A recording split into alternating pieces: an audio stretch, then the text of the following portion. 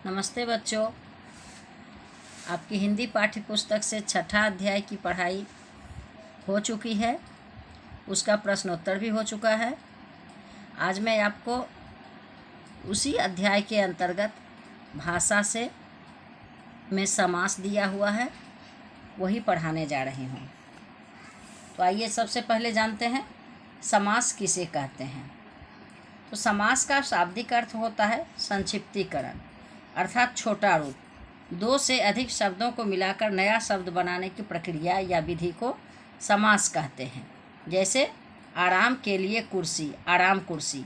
दूसरे शब्दों में हम इसकी परिभाषा इस रूप में दे सकते हैं कि विभक्ति से रहित दो पदों के मेल को हम समास कहते हैं। जैसे देखिए, यहाँ है आराम के लिए कुर्सी, उसको हम संक्षिप्त रूप में कैसे लिखे हैं, तो आराम कुर्सी।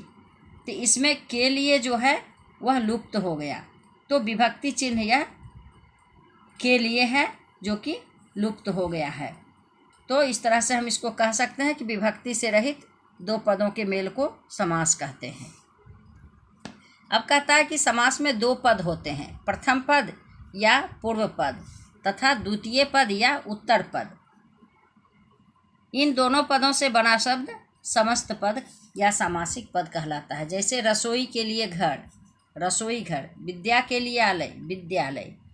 पांच बटों का समूह, पंचवटी आदि। समस्त पद या सामासिक पद को अलग करने की विधि को समास विग्रह कहते हैं। समास के सामान्यतः 6 भेद माने गए हैं। अब देखिए, एक में है अव्ययी भाव, दूसरा तत्पुरुष, तीसरा कर्मधारय, चौथा द्विगु, पांचवा द्वंद्व, छठा बहुव्रीहि। आइए जानते हैं बहुव्रीहि समास। तो जिस सामासिक पद में दोनों ही पद गौण होते हैं, दोनों पद यानी कि पहला पद और दूसरा पद गौण होते हैं और इनसे मिलकर बनने वाले किसी तीसरे पद के विषय में बताते हैं, वह तीसरा पद ही प्रधान होता है, उसे बहुव्रीहि समास कहा जाता है। जैसे गिरिधर, गिरि को धारण करने वाला अर्थात श्री कृष्ण। अब आइए जानते हैं द्विगु समास। जिस समास का पूर्व पद संख्यावाची विशेषण हो तथा समस्त पद किसी समूह का बोध कराता हो, वह द्विगु समास कहलाता है। जैसे त्रिकोण, 3 कोणों का समूह। नवग्रह, 9 ग्रहों का समूह आदि।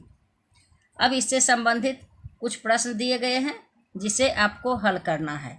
एक बात और है इसमें कि यहाँ आपको मात्र बहुव्रीहि समास और द्विगु समास के बारे में बताया गया है कि किसे कहते हैं, लेकिन आपको अव्ययी भाव, तत्पुरुष, कर्मधारय, द्वंद्व ये सभी समास को जानना जरूरी है।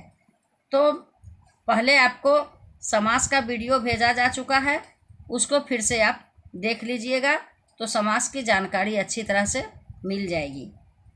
तो आइए जानते हैं समास के अंतर्गत जो सवाल दिया हुआ है। नंबर 1 में है नीचे दिए गए सामासिक पदों का विग्रह कीजिए। तो यह सामासिक पद दिया हुआ है, इसका विग्रह आपको करना है। फिर 2 में है नीचे दिए गए सामासिक पदों का विग्रह कीजिए। फिर यहाँ जो शब्द दिया हुआ है उसका विग्रह आपको करना है। धन्यवाद।